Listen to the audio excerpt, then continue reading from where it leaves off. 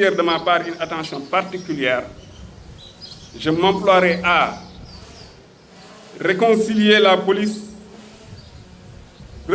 population et sa police nationale en instaurant un climat de confiance mutuelle et en faisant participer activement la population à l'offre de sécurité qui intègre les attentes et les besoins des citoyens dans les missions de police. C'est-à-dire, c'est là une nécessité inhérente à l'évolution du concept de sécurité et à la nature même des menaces sécuritaires protéiformes actuelles. À créer les conditions nécessaires de l'accessibilité permanente des populations aux différents services offerts par la police nationale, par la possible digitalisation et aussi par la remise à flot du numéro vert de la police. À étendre et densifier les patrouilles dans les zones périurbaines, les banlieues, dans le cadre de la prévention. À réviser la doctrine du maintien de l'ordre et des règles d'engagement dans le sens d'une meilleure prise en charge de l'impératif du respect des droits humains. À améliorer les rapports avec la presse et les autres partenaires privilégiés de la police nationale. À réorganiser l'accueil et l'orientation des usagers du service public de la police nationale. À faciliter l'obtention des documents délivrés par les services de la Direction générale de la police nationale, notamment le passeport, les différents certificats et autres documents. À mettre en place des cadres d'échange permanents avec les usagers et les partenaires de la police nationale. À réorganiser également la communication de la police nationale. En effet, il ne suffit pas seulement pour la police d'être efficace et efficiente, il faut aussi qu'elle partage ses résultats avec les populations. À consolider le rayonnement international de la police nationale à travers la perpétuation de sa contribution positive au maintien de la paix et de la sécurité internationale. D'autre part, j'engagerai à travers une planification stratégique les changements systémiques nécessaires dans les domaines ci-dessous mentionnés. Dans le domaine de la formation des personnels de la police nationale, je souhaite réviser en profondeur les contours des curricula des écoles de police en vue d'adapter au mieux la formation aux nouvelles exigences. Les écoles de police doivent contribuer à former des fonctionnaires de police d'un type nouveau, des fonctionnaires de police de leur temps. La formation continue et les formations spécialisées restent des priorités absolues, tout comme le maintien en condition des personnels et des unités à travers l'entraînement et la préparation. Concrétiser le projet de création de l'Académie de police sera aussi une priorité pour moi et mes équipes. En outre, la police nationale doit être un espace de bouillonnement intellectuel, particulièrement sur les questions de paix et de sécurité. À cet effet, je compte relancer les cadres de réflexion entre fonctionnaires de police et faire des écoles, des creusets de recherche et de propositions sur les questions sécuritaires. Au plan opérationnel, je compte renforcer la lutte contre la délinquance urbaine, les agressions, les vols, les violences de toutes sortes, en instaurant une réelle politique de police de proximité. Concernant la sécurité routière, la compagnie de circulation sera renforcée et dotée de moyens additionnels d'intervention et verra son déploiement étendu à de nouvelles zones. Des mesures coercitives seront prises pour lutter contre les délinquants routiers, inciter au respect du code de la route et par conséquent baisser le taux de mortalité sur nos routes.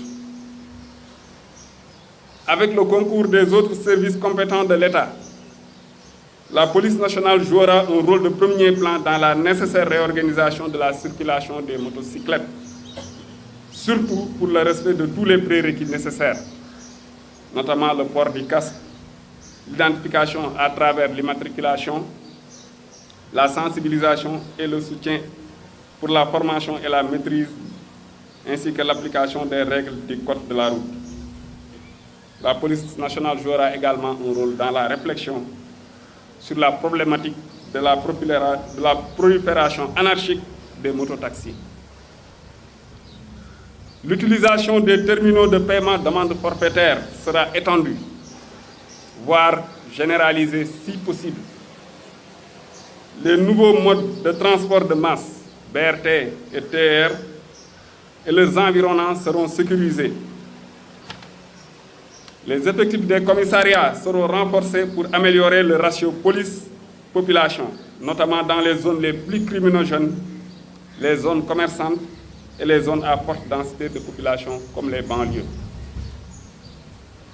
La lutte contre les cybermenaces, la cybercriminalité et les dérives sur Internet sera intensifiée avec un accent particulier sur la protection de la vie privée des citoyens par le renforcement organique et logistique de la Division nationale de la cybersécurité.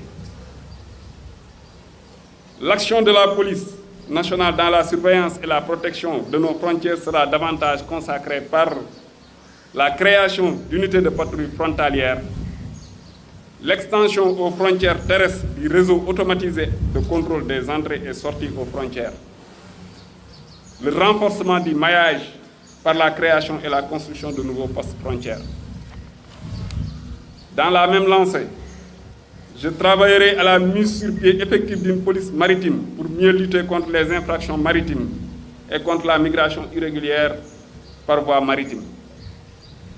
La lutte contre la criminalité transnationale organisée, notamment les trafics ainsi que le terrorisme et le blanchiment, sera renforcée. Le Sénégal étant de plus en plus utilisé comme zone de transit pour le trafic de drogue, comme le prouvent les récentes saisies. Les trafics divers, médicaments, faux monnayage, etc., y étant également de plus en plus présents. Ce combat passe par le relèvement des capacités des unités de lutte existantes et la formation du personnel dans ces domaines spécifiques. En effet, ce sont souvent des domaines qui nécessitent un savoir-faire particulier.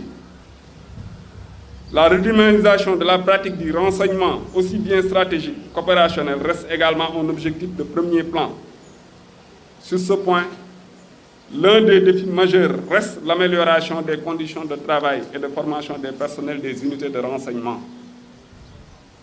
J'œuvrerai au renforcement de la coopération avec les autorités judiciaires, administratives, municipales, mais surtout à la synergie d'action avec les autres postes de défense et de sécurité, aussi bien au plan national qu'au plan sous-régional.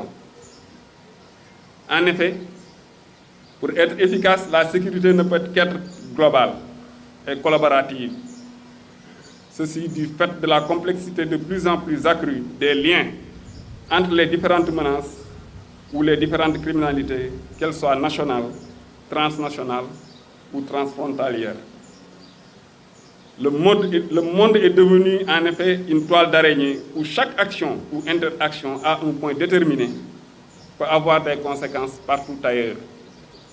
Ainsi, pour mieux anticiper et lutter contre la criminalité transnationale organisée et le terrorisme, nos services de sécurité sont condamnés à travailler en parfaite collaboration, à gérer la sécurité de façon concertée et coordonnée, et même à mutualiser les ressources, ce à quoi je m'emploierai. Monsieur le ministre, Mesdames, Messieurs, je vais m'atteler à cette collaboration et y engager d'ores et déjà tous mes collaborateurs et tout le personnel. Cette collaboration nécessaire avec les autres entités des forces de défense et de sécurité l'est encore davantage entre services de la police nationale. C'est pourquoi je vais travailler avec le personnel de la police à l'interconnexion des bases de données de la Direction générale de la police nationale et à l'amélioration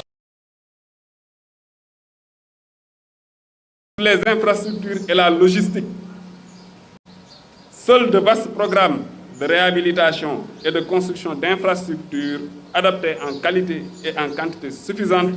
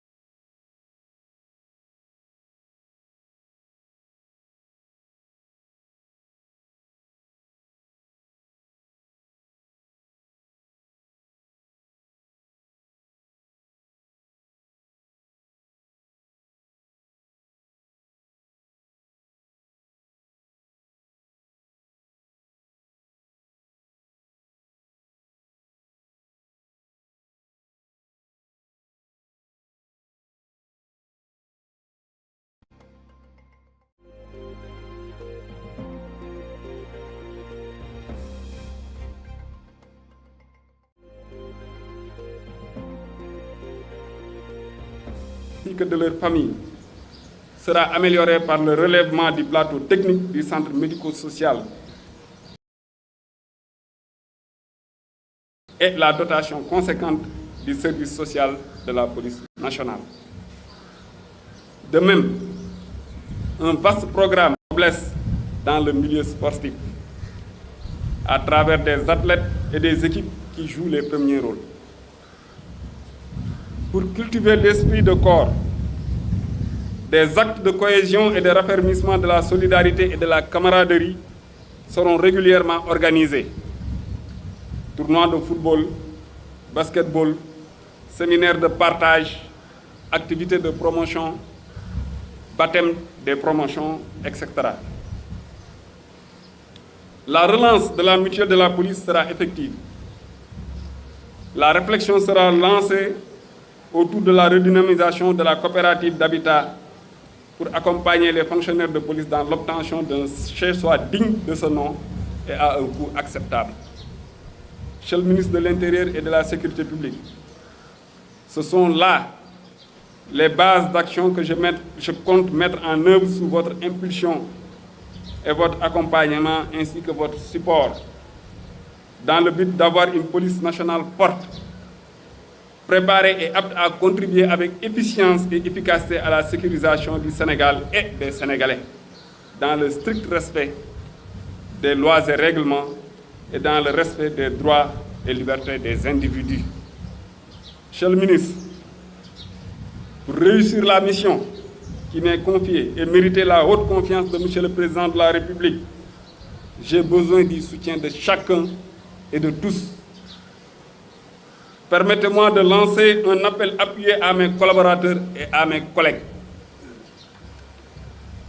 Contrôleurs généraux, commissaires, officiers, sous-officiers, agents de police et policiers adjoints.